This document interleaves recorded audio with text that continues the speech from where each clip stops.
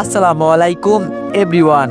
পিছুটান গল্পের ৮ নম্বর পার্ট। চলো বেশি কথা না কইয়া গল্প শুরু করা যাক। রিমি ম্যাডাম আমার কথা শুনে শুধু রাগে ফুঁসছে, কিছু বলতে পারছে না। রাধিকা কান্নার ভাব ধরে বলল, এখন কি হবে রিফাত? আমি তোর বন্ধু না, আমাকে তো একটা সমাধান দে। এই যে হাঁসের এইসব ফালতু জিনিস লেগে আছে, এখন কি করব? আমি রুমালটা বের করে দিয়ে বললাম, এটা দিয়ে একটু মুছে নে, তোর এখানে বেশি কিছু লাগে নাই। রাধিকা বলল, না হবে না, এখন তো মনে হচ্ছে কাপড় চেঞ্জ করতে হবে। আমি বললাম, তুই এখন কি সবার সামনে কাপড় চেঞ্জ করবি? অবশ্য যাদের লজ্জা শরম নেই তারা সবার সামনে কাপড় চেঞ্জ করতে পারে, কি বলিস আবির? রিমি ম্যাডাম এবার আমার সামনে এসে বলল, এই ছেলে, তখন থেকে দেখছি তুই খুব বেশি ফটর ফটর করছিস। আমি ময়লার উপর পড়েছি দেখে তুই বুঝি খুব খুশি? আমি বললাম, ম্যাডাম আপনি আমার থেকে দূরে থাকবেন, আপনার শরীর থেকে গন্ধ করছে। আগে তো বলেছিলেন আমার শরীরে নাকি ঘামের গন্ধ, এখন আপনি এবার নিজের দিকে তাকান। এজন্য বলি নিজেকে নিয়ে এত অহংকার করবেন না, কারণ কখন যে কি হয় বলা যায় না। রিমি ম্যাডাম বলল, তুই কার সাথে কি কথা বলিস, তোর আন্দাজ আছে? আমি বললাম, তা কি করবেন আমাকে শুনি। রাধিকা আমাকে ধমক দিয়ে বলল, তোরা কি এখন এখানে ঝগড়া করবি? রিফাত, আমার এখানে এভাবে থাকতে ভালো লাগছে না। আমি রাধিকার কথা শুনে শরীর থেকে শার্টটা খুলে নিচ থেকে গেঞ্জি খুলে ফেললাম। এবার সবাই আমার দিকে অবাক দৃষ্টিতে তাকিয়ে আছে। ভাবি দূর থেকে আমাকে দেখে বলল, কি ব্যাপার রিফাত, তুমি জিম টিম করো নাকি? তোমার বডি দেখে তো আমি ক্রাশ খেয়েছি, আমি কি একবার তোমার বুকে হাত দিয়ে দেখতে পারি? আমি বললাম, সি ভাবি সি, আপনার হাজবেন্ড আছে, আমার উপর নজর দিবেন না তো। আমি রাধিকার হাতে আমার গেঞ্জিটা দিয়ে বললাম, এটা কাপড়ের উপর পর, তাহলে কিছু দেখা যাবে না, পরে কাপড় চেঞ্জ করে নিস, এখানে চেঞ্জ করার মতো কিছু নেই, আর আশেপাশে তো কোনো বাড়িও দেখা যাচ্ছে না। রাধিকা আমার গেঞ্জি পরে বলল, তুই আগে শার্ট পরতো, সবাই তোর দিকে তাকিয়ে আছে, আর তুই কি মানুষকে বডি দেখাস নাকি? আমি শার্ট পরতে পরতে বললাম, বডি আছে তো মানুষ দেখবে না, আর দেখলে তো কোনো সমস্যা নেই। এর মাঝে ড্রাইভার এসে বলল, ম্যাডাম সবকিছু ঠিক হয়ে গেছে, আপনারা চাইলে এখন আমরা যেতে পারি। রিমি ম্যাডাম রাধিকাকে বলল, আমি এই কাপড় পরে কোথাও যেতে পারবো না, আমার কাছে খুব খারাপ লাগছে, রাধিকা কিছু একটা করো। আবির আমাদের সামনে এসে বলল, ম্যাডাম ওই যে দূরে একটা বাড়ি দেখা যাচ্ছে, আপনারা ওখানে গিয়ে চেঞ্জ করে আসেন। আবিরের কথা শুনে আমি বললাম, আরে হালা, ওখানে গেলে আধা ঘন্টা মতো লাগবে, পরে আমাদের আর কোথাও যেতে হবে না। রিমি ম্যাডাম কিছু না বলে বাস থেকে ব্যাগ নামিয়ে বলল, রাধিকা আমার সাথে চলো তো, কাপড় চেঞ্জ করে আসি। তাছাড়া আজকে আমরা সুন্দরবন যাব না, আগামীকাল সকালে যাব, দেরি হলেও কিছু হবে না। আমি একটু জোরে বললাম, রাধিকা শোন, অনেকেই আছে বড়লোক মানুষ, দেখিস আবার ওদের জন্য অপমান না করে, ওরা তো আর তোর ম্যাডামের মতো বড়লোক মানুষ না। রিমি ম্যাডাম আমার সামনে চলে আসলো, একেবারে আমার কাছাকাছি, আমার চোখের উপর তাকিয়ে বলল, কি রে, আমাকে নিয়ে তুই এত কথা বলিস কেন? আমি কি করব না করব এটা আমার বিষয়, তোরে বলতে বলছি আমি বললাম, ম্যাডাম আমি ভালো কথা বলছি, সবার মন মানসিকতা তো আর আপনার মতো না, আমার মতো তো ওদের শরীর থেকেও গন্ধ করতে পারে, পরে যদি ওদের অপমান করেন, তবে আমার মতো যদি ওদের আপনি অপমান করেন, ওরা কিন্তু আপনাকে গাছের সাথে বেঁধে পিটাবে, কেউ বাঁচাতে আসবে না, এজন্য সাবধান করে দিচ্ছি। রিমি ম্যাডাম বলল, কে আমাকে কি করবে না করবে এটা নিয়ে তোর ভাবতে হবে না। আমি হাসি দিয়ে বললাম, চেহারা তো দেখতে মাশাআল্লাহ, ব্যবহার দেখলে মনে হয় ফালতু মেয়ে একটা। রিমি ম্যাডাম বলল, কি আমাকে তুই ফালতু বললি? আমি ফালতু কথাটা একটু আস্তেই বলছি, যাতে কেউ শুনতে না পারে। এবার আমি জোরে বললাম, ছি ম্যাডাম, আপনি আমাকে অপমান করেন মানলাম, কিন্তু আপনি আমার অফিসের বস, এই হিসাবে তো আপনাকে একটু হলেও সম্মান করি, আর আমি আপনাকে ফালতু বলি নাই। আপনি মিথ্যা কথা বললেন যে আমি আপনাকে ফালতু মেয়ে বলেছি, কেন আমার উপর মিথ্যা অপবাদ দিচ্ছেন? রিমি ম্যাডাম তো রেগে আমার উপর ফায়ার হয়ে গেছেন। আমি হাসতে হাসতে বললাম, রাধিকা তোর ম্যাডামকে এখান থেকে নিয়ে যা, নইলে কখন যে উনি ফায়ার হয়ে ফেটে যায় বলাই যায় না। রাধিকা রিমি ম্যাডামকে টানতে টানতে বলল, চলেন তো, এত দেরি করলে হবে না। রিমি ম্যাডাম আর রাধিকা হেঁটে চলে যাচ্ছে, আর আমি বলছি, এর যে কতটা অহংকার আছে এটা আমি দেখবো না, আমাকে তো তুই চিনিস না আমি কি কি করতে পারি। ওরা যাওয়ার পর আমি বললাম, সবাই বাসের ভিতরে চলো, এখানে রোদের ভিতরে দাঁড়িয়ে থাকতে ভালো লাগছে না, ওরা আসুক, আমরা গিয়ে বসে বসে আড্ডা দিই। আমার কথা শুনে সবাই তাই করলো। বাসের ভিতরে গিয়ে বসতেই সবাই মিলে বলল একটা গান বলার জন্য। আমি আবার এত গান পারি না, সবাই বলছে যেহেতু বলতে তো হবেই, সবাইকে চুপ থাকতে বলে আমি শুরু করলাম, তো এভরিওয়ান, গানটা না হয় তোমরাই বলে যেও। ভাবি আমার গান শুনে আমার কাছে এসে বলল, মোটামুটি তোমার কণ্ঠ সুন্দর আছে বলতে হবে। আচ্ছা রিফাত, একটা প্রশ্ন করি, এটা শুধু আমার প্রশ্ন না, এটা সবাই জানতে চাই তোমার কাছ থেকে। আমি বললাম, জি ভাবি বলতে পারেন, আপনার যদি কিছু জানার থাকে আমি অবশ্যই বলবো। ভাবি বলল, রিমি তোমার কি হয়? আর আমরা সবাই জানি এভাবে কেউ কারো পিছনে লাগে না, এটুকু জ্ঞান সবারই আছে। হয়তো পুরাতন শত্রুতা আছে ওর সাথে তোমার, সত্যি করে বলো তো বলছি। আমি বললাম, কি যে বলেন না ভাবি, ওর সাথে আমার আবার কিসের শত্রুতা থাকবে? তাছাড়া রিমি ম্যাডামকে তো আমি অফিসে প্রথম দেখছি, জানি না উনি আমার সাথে কেন এমন করেন। আবির আমার কথা শুনে বলল, তুই বলবি কিনা বল, এত কথা বলে লাভ আছে?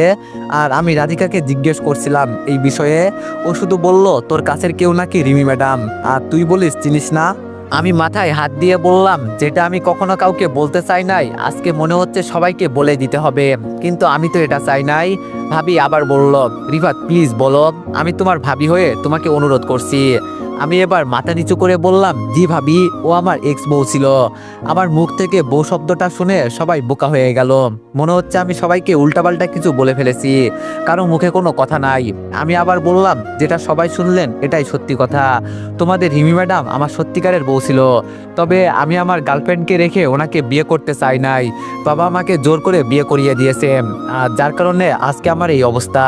আবির বলল, কাহিনী কি একটু বুঝিয়ে বল। আমি বললাম, কি আর বলবো তোদের বল, আমার অপরাধ শুধু এই জায়গায়, ওনাকে কেন আমি ওনার ইচ্ছার বিরুদ্ধে বিয়ে করি, কিন্তু আমি ওনাকে বিয়ে করতে বাধ্য হয়েছি বাবা জোরাজুরির কারণে। তবে আফসোস, ওনাকে বিয়ে করেছি ফোনে ঠিকই, কিন্তু বিয়ের দ্বিতীয় দিন উনি লন্ডন থেকে এসে আমাকে ডিভোর্স দিয়ে গেছেন, পরে আর ওনার সাথে আমার দেখা হয় নাই। আর অফিসে দেখা হওয়ার পর আমার এই অবস্থা। আবির আমার কথা শুনে বলল, কিন্তু বিয়ের শর্ত মতে 6 মাস পর ডিভোর্স হয়, তাহলে কি? আমি বললাম, ডিভোর্স এখনো হয় নাই, তোদের ম্যাডাম আমার কাছ থেকে আগেই সাইন নিয়ে রাখছে। ভাবি বলল, তাই তো বলি, একজন মানুষ কেন হুদাই হুদাই অচেনা একটা মানুষকে এভাবে অপমান করবে? আমি বললাম, বাদ দেন ভাবি, যা হয়ে গেছে তা তো হয়েই গেছে, এইসব নিয়ে আমি আর চিন্তা করি না, যা আছে কপালে তাই হবে। ভাবি বলল, সত্যি তুমি মানুষটা অনেক ভালো, নইলে এত অপমান কেউ সহ্য করে? ওকে কি তুমি আবার? আমি বললাম, কি বলতে চান ভাবি আমি বুঝেছি, তবে যতদিন পর্যন্ত আমার এই দেহে প্রাণ আছে ততদিন পর্যন্ত ওকে আমি গ্রহণ করব তো দূরের কথা, ওর মুখটাও আমি দেখতে চাই না। ভাবি বলল, বুঝেছি তুমি কি বলতে চাও, তবে যতটা সম্ভব হয় রিফাত এই চাকরি ছেড়ে দাও। আমি বললাম, ভাবি চাকরি তো ছেড়ে দিতেই চাই, তবে ভুল একটা জায়গায় করে ফেলেছি, এজন্য যেতে পারছি না। ভাবি বলল, কি হয়েছে বলো শুনি।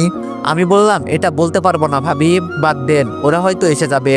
আর আমি যে এইসব কথা আপনাদের বলছি, প্লিজ ওনাকে কিছু বলবেন না কেউ, আপনাদের কাছে এই একটা অনুরোধ আমার। ভাবি বলল, আরে না, কেউ কিছু বলবে না, চিন্তা করো না। এই কথা বলে ভাবি গিয়ে ভাবির জায়গায় বসে গেল। কিছুক্ষণ পর রাধিকা আর রিমি ম্যাডাম চলে আসলো।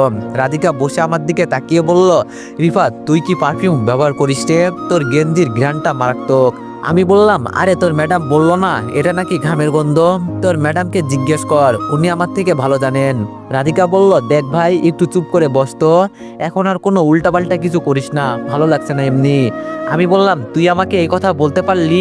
রাধিকা বলল, ভাই তোর পায়ে পড়ি, একটু কথা বলা বন্ধ কর প্লিজ।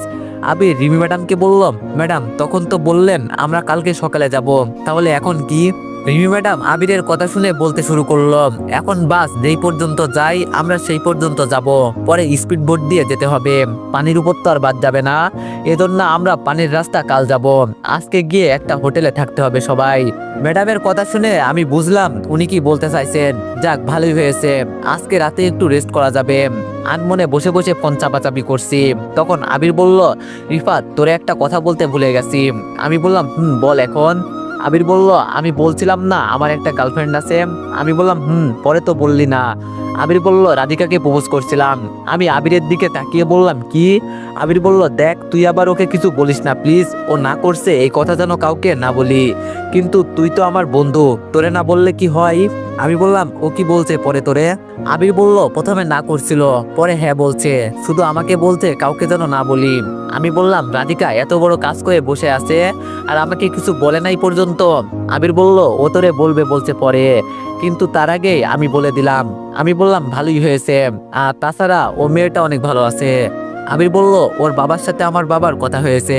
আমি বললাম, এত দূর এগিয়ে গেলি আর আমাকে পর্যন্ত কিছু বলে নাই? আবির বলল, তোর না কাছের বন্ধু, তাহলে তোরে বলে নাই কেন? আমি বললাম, বলার দরকার মনে পড়ে নাই, এজন্য হয়তো বলে নাই, আর আমি এইসব শুনেই বা কি করব, থাক বাদ দে। আবির বলল, মন খারাপ করিস না, তো বলে নাই তো কি হয়েছে, আমি তো বলছি। আমি কিছু বললাম না, আবিরের কথা শুনে চুপ করে বসে আছি। সন্ধ্যা প্রায় হয়েই গেল।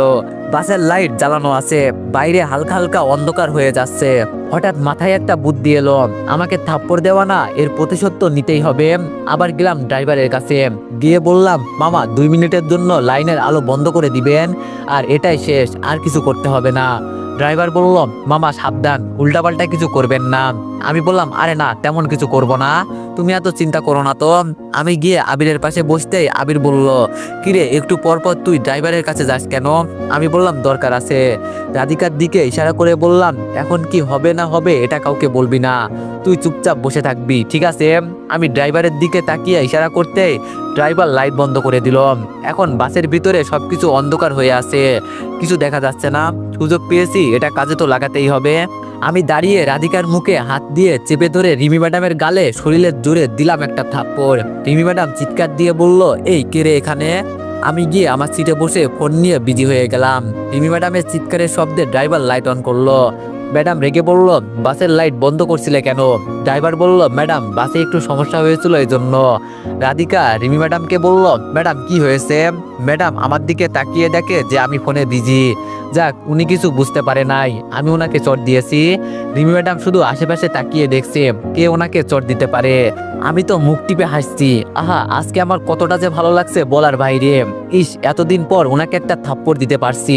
আহা, কি আনন্দ আকাশে বাতাসে। আমি কিছু বলতে পারবো না দেখে আবিরকে বললাম, আবির দেখতো ম্যাডামের গাল লাল হয়ে আছে কেন? আবির আমার কথা শুনে বলল, ম্যাডাম আপনার গাল এত লাল হয়ে আছে কেন? মনে হচ্ছে যেন। রিমি ম্যাডাম রেগে বলল, তোমাকে বলছি এত কথা বলতে, চুপ করে বসে থাকতে পারো না? একবার যদি আমি দেখতে পেতাম কে যে আমার গালে। রাধিকা বলল, কি ম্যাডাম? রিমি ম্যাডাম কিছু বলল না, চুপ করে বসে গেল। রাধিকা আমার দিকে তাকিয়ে মুখ টিপে হাসছে। ও ঠিকই বুঝে গেছে আমি ওনাকে চড় দিয়েছি। রাধিকা ইশারা করে বলল, তোর বুদ্ধি আছে বলতে হবে মামা, তুই আসলে একটা জিনিস। আমি মুচকে হাসি দিয়ে বললাম, জানিস রাধিকা, মাঝে মাঝে এত আনন্দ লাগে কিন্তু প্রকাশ করতে পারি না। আহারে, কতটা যে ভালো লাগছে আমার। রাধিকা আমার কথা শুনে একা একা হেসে গড়াগড়ি খাচ্ছে। আমি শুধু বোকার মতো তাকিয়ে আছে যে আমি কি করলাম যার কারণে রাধিকা তো হাসছে। কিছুক্ষণ বসে থাকার পর ড্রাইভার বাস থামিয়ে বলল, ম্যাডাম আপনাদের হোটেলের সামনে এসে গেছি, এখন সবাই নামতে পারেন। এক এক করে সবাই নিচে নামছে। আমি বাস থেকে নামতেই আননোন নাম্বার থেকে একটা কল এলো। এই রং নাম্বারে আবার কে কল দিয়েছে? আমি ফোন রিসিভ করতে ওপাশ থেকে আপু বলল, রিফাত কেমন আছোস? আমি বললাম, আরে আপু যে, তুই আমার ফোন নাম্বার কই পেলি? আপু বলল, চুপ কর, তুই আমার সাথে কথা বলবি না। আমি যদি রাধিকার ফোন নাম্বার না রাখতাম তাহলে তো তোকে আর খুঁজেই পেতাম না। আমি বললাম, সরি রে আপু, ইদানিং এত বিজি থাকি যে তোরে কল দিতেও ভুলে গেছি। আপু বলল, হয়েছে, আর থাক, মিথ্যা কথা বলতে হবে না, আমি তো তোর বোন হলে খবর নিতি। আমি বললাম, এভাবে বলতে পারলি আপু? আপু বলল, এখন যেই কারণে কল দিলাম শোন। আমি বললাম, বল। আপু বলল, বাবা তো আমার বিয়ে অন্য কারোর সাথে ঠিক করে ফেলেছে, তুই তো জানিস আমার বিষয়ে। আমি বললাম, তুই আমাকে এখন বলিস এই কথা, আরো আগে বলতে পারলি না? আপু বলল, তোর নাম্বার ছিল না আমার কাছে। আমি বললাম, বাবা এখন কোথায় আছে? আপু বলল, উনি রুমে আছেন, আমি কিচেন রুমে বসে আছি। আমি বললাম, বাবার কাছে ফোনটা দে। আপু বলল, কিন্তু ভাই পরে আমাকে যদি। আমি বললাম, তোরে বলছি আমি বাবার কাছে ফোনটা দিতে, এখন কথা বলিস কেন? আপু বলল, আচ্ছা 1 মিনিট হোল্ডে থাক, আমি দিতেছি। কিছুক্ষণ পর আপু বলল, নে বাবার সাথে কথা বল। বাবার কাছে ফোনটা দিতেই আমি জোরে বললাম, বাবা আপনি কি আমার মতো আমার বোনের জীবনটাকেও নষ্ট করে দিতে চান? একবার তো আমাকে বেঁধে জোর করে বিয়ে করিয়েছেন, আজকে সেই মেয়ে আমাকে এত অত্যাচার করে যে শুধু মুখ বন্ধ করে সহ্য করি। আপুর বিয়ে যদি আপনার ইচ্ছা মতো দেন তাহলে আমি কসম করে বলছি বিয়ের 1 মিনিট আগে হলেও আপুকে আমি নিয়ে আসবো, আর সেটা যেভাবে আনার দরকার হয় সেভাবেই আনবো, আর এনে আমি আপুর পছন্দের মানুষের সাথে বিয়ে দিব। আপনি তো জীবনভর টাকা চিনলেন, আজকে আপনার কারণে আমার জীবন থেকে আনন্দ হারিয়ে গেছে। বাসা থেকে এসেছিলাম সেই যে কবে, আজ পর্যন্ত মন খুলে একটু হাসতে পারি নাই। যাক, আপনি আমার বাবা, আপনাকে এত কথা বলতে আমি চাই না, শুধু এটাই বলতে চাই আমার মতো আমার বোনের জীবনটাকে নষ্ট করবেন না।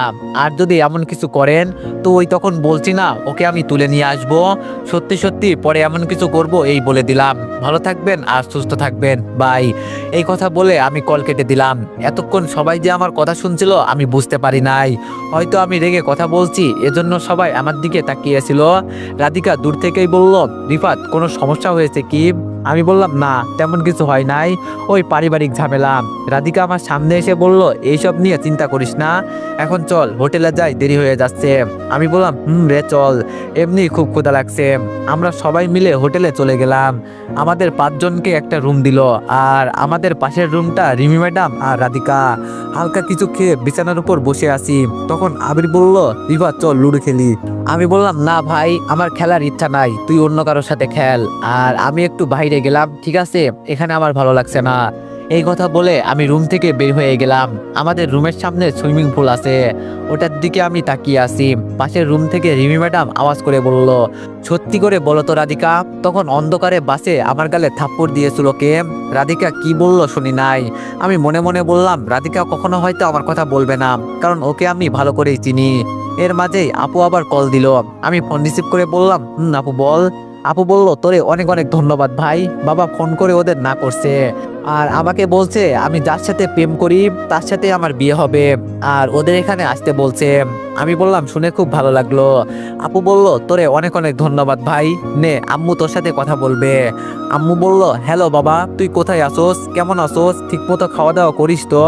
আমাদের খোঁজ খবর কি একটুও নেওয়ার প্রয়োজন মনে করিস নাই? নিজেকে খুব বড় মনে করিস না? এত বড় হয়ে গেছো যে এখন বাবা মায়ের কথা মনে পড়ে না? আমি বললাম, আরে আম্মু ধীরে বলো তো, সবকিছু একসাথে বললে কিভাবে উত্তর দিব? আম্মু বলল, তুই আমাদের রেখে চলে গেলি কেন?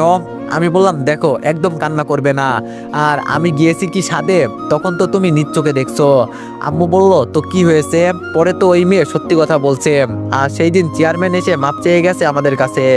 এই একটা মিথ্যা অপবাদে তোর আমাদের গ্রাম থেকে বের করে দিয়েছে। মাই নাকি চেয়ারম্যানকে সব সত্যি কথা বলছে। আমি বললাম, বাদ দাও আম্মু, আমি এইসব নিয়ে চিন্তা করি না, যেটা হবার ছিল সেটাই হয়েছে।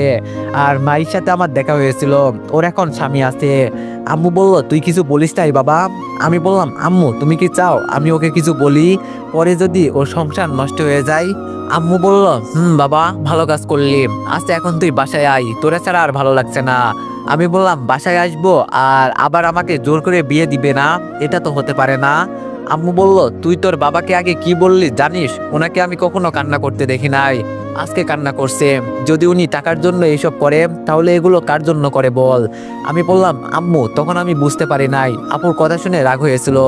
আম্মু বলল, আচ্ছা বাদ দে বাবা, যাই হোক এখন তুই বাসায় আয়। আমি বললাম, আম্মু তুমি তো জানো আমি চাকরি করি, আর চাকরি ফেলে কিভাবে আসবো বলো? আম্মু বলল, এত কিছু জানি না বাবা আমি, তুই আসবি কিনা বল। আমি বললাম, ঠিক আছে আম্মু, সময় মতো করে একদিন আসবো। আম্মু বলল, বাবা তোর চাকরি করতে হবে না, তাও তুই বাসায় ফিরে আয়। আমি বললাম, আসবো তো বলছি আম্মু, আর তুমি আমার জন্য কোনো চিন্তা করবে না, ঠিক আছে, এখন ফোন রাখি। কল কেটে দিতেই পিছন থেকে রাধিকা বলল, কিরে বাবা মার কথা কি খুব বেশি মনে পড়ে? আমি বললাম, মনে পড়লে কি এখন আর যাওয়া যাবে? তাছাড়া এখন আর আমার বাড়িতে যেতে মন চায় না। রাধিকা আমার পাশে দাঁড়িয়ে বলল, মন না চাইলেও তো যেতে হবে। আমি বললাম, বাদ দে সব কথা, তবে তোরে আমি এতটা কাছের মানুষ মনে করি, আর তুই যে এভাবে আমাদের থেকে এইসব কথা লুকিয়ে ফেলবি আমি কখনো চিন্তা করি নাই। রাধিকা বলল, আবির তোরে সবকিছু বলে দিয়েছে? আমি বললাম, তুই আর আমার সাথে কথাই বলিস না, তোরে দিয়ে আমি এটা আশা করি নাই। রাধিকা আমার হাত ধরে বলল, সরি বলছি তো, আমি তো চেয়েছিলাম আমাদের বিয়ে যেদিন হবে সেই দিন তোরে সবকিছু বলে সারপ্রাইজ দিব। রাধিকার হাত ছাড়িয়ে বললাম, যা তোর কিছু বলতে হবে না, আমি যদি তোরে সবকিছু বলতে পারি তাহলে তুই কেন পারিস না? হয়তো আমাকে ভালো বন্ধু ভাবতে পারিস নাই, যা বাদ দে, আমি কেন এসব কথা চিন্তা করে মন খারাপ করি? রাধিকা বলল, রিফাত সরি। আমি রাধিকার দিকে না তাকিয়ে রুমের দিকে যেতে লাগলাম। রাধিকা আমাকে পিছন থেকে ডাকছে, কিন্তু আমি ওর কোনো কথাই শুনি নাই। ওরে আমি কতটা আপন মনে করতাম। আরও আমি রুমে যেতেই আবির রাধিকার কণ্ঠ শুনে রুম থেকে বের হয়ে গেল। কেউ পিকনিকে এসে প্রেমে বিজি, কেউ আবার নিজের দুঃখে। যাক, কালকে সকালে চলে যেতে হবে, এখন একটু ঘুমিয়ে নিই। বিছানায় শুয়েই ঘুমিয়ে গেলাম। ঘুম থেকে উঠে দেখি আবির আমার পাশে শুয়ে আছে। ঘড়িতে এখনো রাত 12টা বাজে। বাবা এত তাড়াতাড়ি ঘুম ভেঙে গেল? হঠাৎ বাইরে কোনো কিছুর আওয়াজ শুনতে পেলাম। বিছানা থেকে উঠে দরজা খুলে বের হলাম, আর বের হয়ে দেখি রিমি ম্যাডাম বাইরে বসে ল্যাপটপে কিসের কাজ করছে। হয়তো উনি বসে বসে অফিসের কাজ করছেন। তবে এইসব হোটেলে এত রাতে বাইরে থাকা মানেই তো ঝামেলা, বলা তো যায় না কখন কোন ছেলে এসে কি করে বসে। ম্যাডামকে বাইরে রেখে এখন যে ঘুমিয়ে যাব এটাও পারবো না, উনার যদি কিছু হয়ে যায়। তোর আমি কেন এসব বিষয় নিয়ে চিন্তা করছি, আমি আমার মতোই ঘুমিয়ে পড়ি। দরজা লাগিয়ে বিছানায় শুয়ে ঘুমানোর চেষ্টা করছি, কিন্তু কোনোভাবেই ঘুম আসছে না। শুধু বারবার রিমি ম্যাডামের মুখটা সামনে ভেসে আসছে। যতই হোক উনি আগে এক সময় আমার কিছু একটা ছিল, তবে এখন যদি ওনার সাথে কিছু হয়ে যায় নিজেকে পরে কোনোভাবেই ক্ষমা করতে পারবো না আমি। দরজা খুলে ম্যাডামের সামনে চলে গেলাম। রিমি ম্যাডাম আমার দিকে একবার তাকিয়ে আবার তিনি মনোযোগ দিয়ে কাজ করতে লাগলেন। আমি ম্যাডামের সামনে চেয়ারে বসে গেলাম। ম্যাডাম কাজ করতে করতে বলল, এই ছেলে তুই এখানে কি করিস? অনেক রাত হয়ে গেছে, যা ঘুমা গিয়ে। আমি বললাম, ম্যাডাম আমি কখনো আপনাকে এখানে একা রেখে ঘুমাতে পারবো না। আমি রুমে গিয়ে ঘুমাবো আর আমার বস এখানে বসে কাজ করবে, এটা তো কখনো হতে পারে না। আমার জানা মতে এখানে অনেক বাজে ছেলে আছে, যদি কেউ এখানে চলে আসে তো। রিমি ম্যাডাম বলল, তুই কি বলতে চাস যে আমি আমার নিজের সেফটি নিজে রাখতে পারি না? আমি বললাম, কেমন যে পারেন আমার তা ভালোই জানা আছে। বাসে কে না কে থাপ্পড় দিয়েছে আর উনি কিছু বলতেও পারে নাই। আমার কথা শুনে রিমি ম্যাডাম ল্যাপটপ বন্ধ করে বলল, তুই কিভাবে জানিস বাসে যে কেউ আমাকে থাপ্পড় দিয়েছিল? এই রে, নিজের কথায় নিজেই ফেসে গেলাম। কেন যে ওনাকে এইসব বলতে গেলাম, তোর এখন কি বলবো? আমি কথা ঘুরিয়ে বললাম, ম্যাডাম অনেক রাত হয়ে গেছে, এখন আপনি ঘুমান। রিমি ম্যাডাম বলল, আমি তোরে কি জিজ্ঞেস করেছি? আমি বললাম, ম্যাডাম এই কথার উত্তর আমি দিতে পারবো না, তবে এখন এইটুকু বুঝেন যে আপনার সাথে অন্ধকারে যা ইচ্ছা তাই হতে পারে। রিমি ম্যাডাম আমার কথা শুনে একটু ভয় পেল, বুঝতে পারছি। তবে তিনি আমাকে বলল, তোরে একটা কথা জিজ্ঞেস করব। আমি বললাম, জি ম্যাডাম বলেন।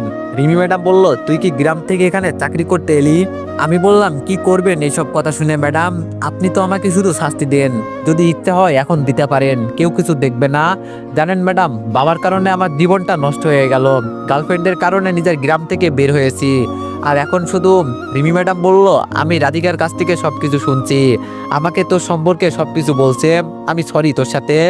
আমি বললাম, বাদ দেন ম্যাডাম, আমি তো এগুলো যোগ্য, আর আমার মতো খারাপ ছেলের সাথে সবাই এমন করে। রিমি ম্যাডাম বলল, দেখ রিফাত। আমি বললাম, বাদ দেন তো ম্যাডাম, এইসব কথা বলে এখন আর কি করবেন, যান গিয়ে ঘুমান। রিমি ম্যাডাম বলল, অফিসের কিছু কাজ আছে সেগুলো করতে হবে। আমি বললাম, দেন আমার কাছে ম্যাডাম, আমি করে দিচ্ছি। রিমি ম্যাডাম বলল, তুই কেন আমার কাজ করে দিবি? আমি বললাম, আপনি আমার বস, যদি বলতেন তো করতে হতো না? আপনার কথা শুনে যদি পিয়নের কাজ করতে পারি, তাহলে এটা কেন পারবো না বলেন? রিমি ম্যাডাম বলল, আমি তখন বুঝতে পারি নাই। আমি বললাম, কি বুঝতে পারেন নাই ম্যাডাম? আর এইসব তো স্বাভাবিক বিষয়, আপনারা বড়লোক মানুষ, আমাদের অপমান করবেন মারবেন এগুলো কিছু না, আমরা তো গরিব মানুষ, এগুলো আমরা সহ্য করতে পারি। এই কথা বলে রিমি ম্যাডামের কাছ থেকে ল্যাপটপ নিয়ে দেখতে লাগলাম। ম্যাডাম শুধু বলল, একটু বুঝে সবকিছু করিস, দেখিস আবার উল্টাপাল্টা কিছু করিস না। আমি বললাম, যতটা সম্ভব আমি চেষ্টা করব ম্যাডাম, আপনি যান। রিমি ম্যাডাম বলল, তুই ঘুমাবি না? আমি বললাম, আমার আবার ঘুম আছে ম্যাডাম, ঘুমাতে গিয়েছিলাম, কারো একজনের জন্য উঠে আসছি, হয়তো নিজের ঘাড়ে একটু দায়িত্ববোধ হয়েছিল এই জন্য। আমি বললাম, থাক, এইসব বলে সময় নষ্ট করতে চাই না। রিমি ম্যাডাম বলল, তোর পিঠের অবস্থা এখন কেমন?